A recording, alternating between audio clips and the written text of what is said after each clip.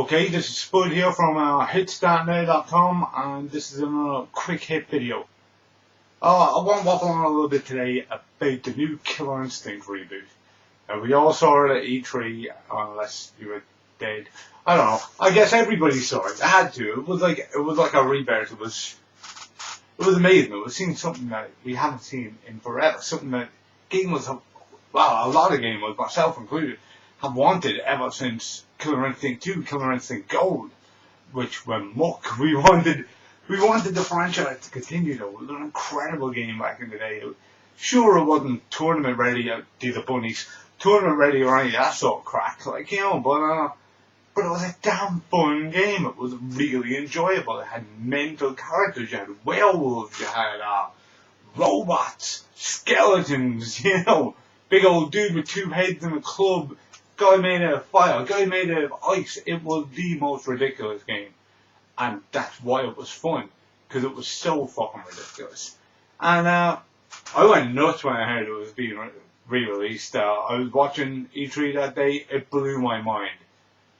The only issue I have is that it's exclusive to Xbox One. Now, anybody who's been keeping up with all things Xbox One-y over the last month or two will realize that they don't really seem to know what they're up to. They came out full saying that you couldn't lend games, you had to be online every 24 hours, you had this big old camera looking at you, all this whack fucking shit, you know what I mean? Then a little while later they said, oh no, we're not doing any of that, you're grand, you can trust us, but we're not letting indie boys use that stuff. Then they're after saying now, the indie boys can come along. They honestly don't seem set on anything. They're not very trustworthy at the moment. They're very up in the air about absolutely everything. And they've got Killer Instinct exclusively on this console that I quite simply don't agree with one way or another because of their business practices. It looks like that to get the gamer as opposed to sell things to the gamer, But they have Killer Instinct now and they can do what they want with it. So what they're doing with it is releasing it free. Very great. It's not.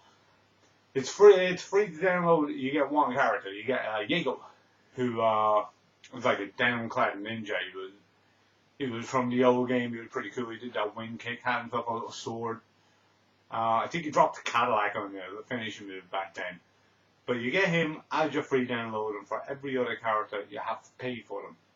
Now, the way they're looking at this is that, you're only going to, that way you don't have to blow 50 quid on a game where you're only going to use 4 characters. You just buy the 4 characters you want to play as. But my take is, how do I know who I want to play as?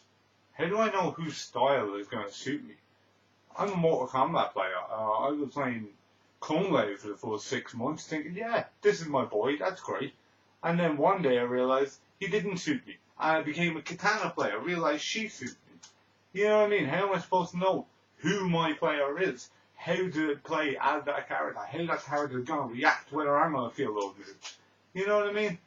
Now, if you're selling everyone separately as well, Killer Instinct has a cast of somewhere between 12 and 15 characters, I'd say. Between all the boys from the fourth game and the 2 or 3 extras that threw in Killer Instinct 2, that's about 12 to 15 characters, maybe 13 or 14 of them.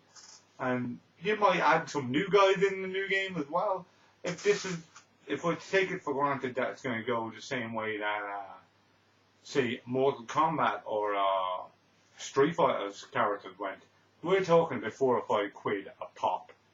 For 15 characters, that's a lot more than your 50 quid in a disc, man.